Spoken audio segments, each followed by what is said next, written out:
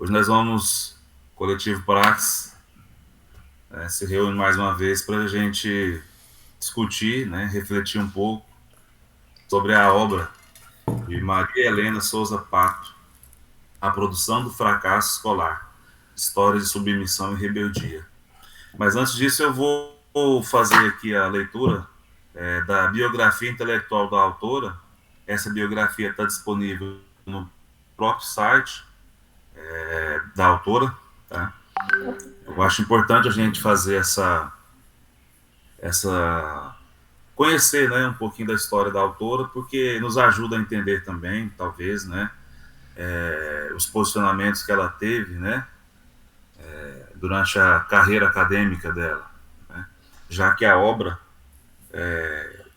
foi escrita, a partir de uma perspectiva dialética, materialista, do materialismo histórico dialético. Talvez a conhecer um pouco também da vida na infância, a adolescência da autora seja importante para nós, Então, a biografia intelectual diz, que a Maria Helena Souza Pato nasce em 17 de junho de 1942, em Taubaté, cidade que fica no Vale do Paraíba, interior de São Paulo. Ela é a segunda entre 4 filhos, Maria Helena vem de uma família de classe média. Seu pai era proprietário de uma pequena fazenda em Taubaté. Sua mãe, depois que se casou, assumiu, criava, e educava os filhos, então se dedicou de forma integral para a família.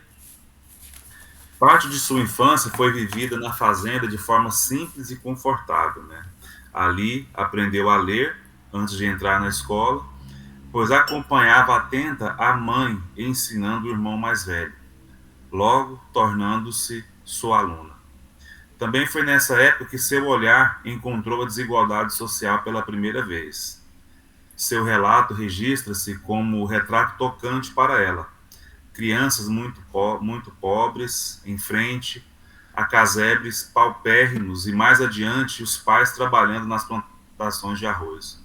O nome do quadro, embebido de mal-estar, foi dado pela avó materna, uma mulher baiana de esquerda que aguçou seu olhar crítico, apontando que aquela cena retratava a exploração.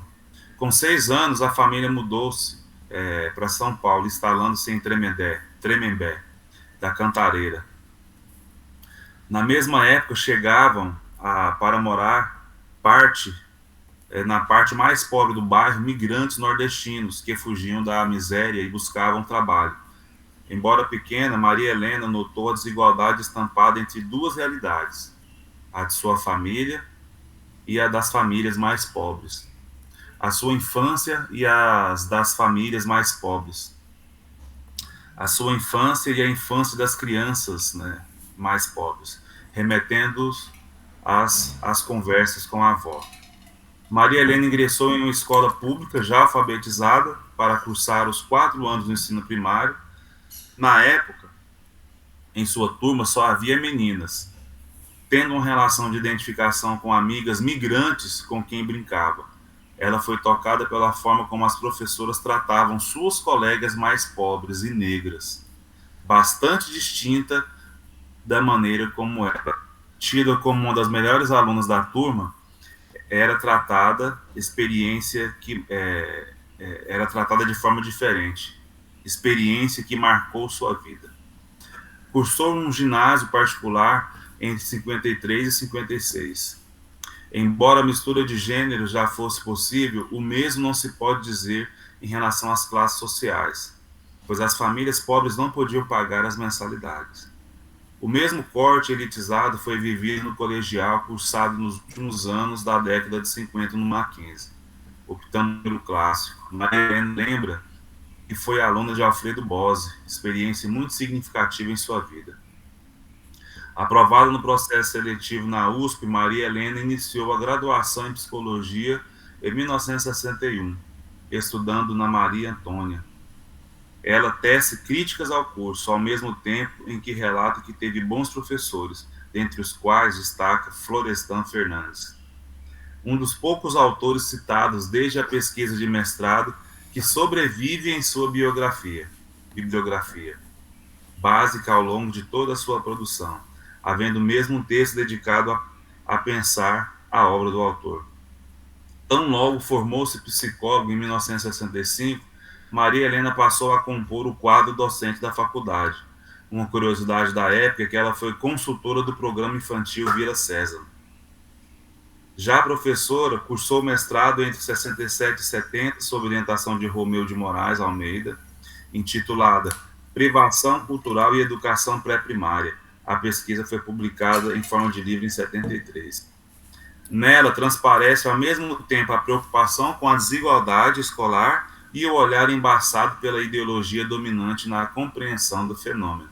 Maria Helena sempre ressalta que o que vem depois em sua trajetória é uma ruptura significativa em sua visão de mundo sobre o tema.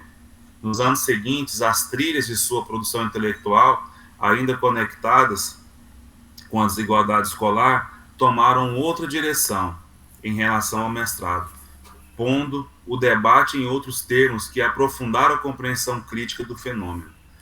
A inconsistência dos discursos dominantes passa por sua crítica voraz, curtida no estudo teórico e na sua sensibilidade para cenas colhidas na vida social. Afeita ao exercício da autocrítica, ao longo de sua trajetória, Maria Helena repensa e busca atinar uma compreensão mais densa das desigualdades que caracterizam o Brasil. Maria Helena cursou doutorado entre 77 e 81, considerado um marco na virada de sua produção intelectual. A tese intitulada Psicologia e Ideologia, uma introdução crítica à psicologia escolar, foi publicada em 84. Entre os anos 83 e 89, Maria Helena compôs o quadro de pesquisadores da Fundação Carlos Chagas, realizando diversas pesquisas no campo educacional. É nessa época que ela lança aquela que será reconhecida como sua pesquisa de maior impacto, aclamada de livre docência, defendida em 87 e publicada em forma de livro em 90, a intitulada A Produção do Fracasso Escolar, História de Submissão e Rebeldia. O livro foi premiado pela APEOSP em 1995 e consagrado clássico por vários autores. Em 2015, marcando 25 anos, foi lançada a 4ª edição revista e ampliada. Em sua trajetória acadêmica, Maria Helena destacou-se como pesquisadora dedicada ao estudo crítico da psicologia e da educação no Brasil. No foco ganha relevância o estudo da história da educação e da psicologia, com ênfase no papel exercido na consolidação de olhares práticos preconceituosos. Também dedica-se ao estudo da construção de políticas educacionais no miúdo do chão das escolas. Alia-se ao estudo teórico sua paixão pelas artes, literatura, teatro, música, arte plástica, cuja articulação faz presente em vários escritos. Por último, mas não menos importante, tão determinantes em seu pensamento quanto autores e artistas consagrados, figuram os ensinamentos de sua avó comunista e das várias pessoas em condição de pobreza, quem conversou ao longo da vida, seja nas relações pessoais, seja na produção de pesquisa. O resultado de tantas influências é um trabalho autoral, criativo, original e engajado com a transformação radical da psicologia e da educação no Brasil, né? Então, acho que essa biografia ajuda assim, a entender, né, um pouquinho, pelo menos para mim, os caminhos que ela conseguiu caminhar, né, a construção intelectual, né, a partir da sua herança anterior, né, à infância, a influência da família, né, que a levaram a produzir uma obra assim tão primorosa no que diz respeito à avaliação, né, à análise da vida concreta, né, relacionada à reflexão ao tema fracasso escolar, né. Então, essa obra, né, de forma bem resumida, bem em síntese, ela consegue nos ensinar, assim, né, primeiro, no que diz respeito a como fazer uma pesquisa, a como trabalhar a partir da perspectiva do materialismo histórico dialético, no sentido de ir a fundo, né, a fundo, em busca dos condicionantes, né, que levam ao fracasso escolar. E um outro ponto também importante é a dimensão, né, a amplitude que ela consegue dar, no sentido de analisar todo o contexto histórico, né, todos os meandros, né, das diferentes visões de mundo, todas as particularidades desse sistema econômico que a gente vive atualmente, né, o capitalismo, em busca de uma